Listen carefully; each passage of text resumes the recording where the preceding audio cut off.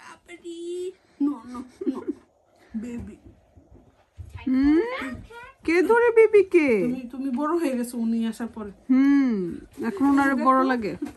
দেখো তুমি তো দেখো। যাক আমি লাকি, আসার পরে আমার আর কিছু করতে হইতেছে না। এই যে আমার দুই বোন সব করে ফেলতেছে। আমি তো মাত্র এটা থেকে উঠলাম।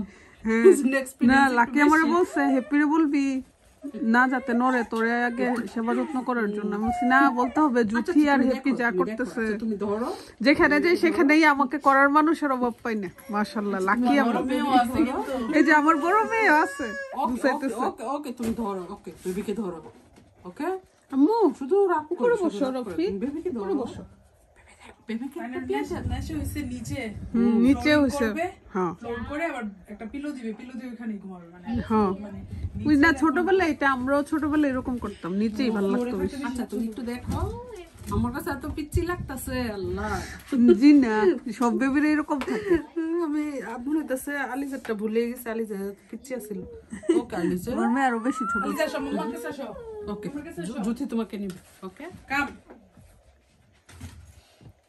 এরকম বোনরা থাকলে আর টেনশন নেই। নিটান্ডাই ঘুমাইতাছে, ভূমি করছে।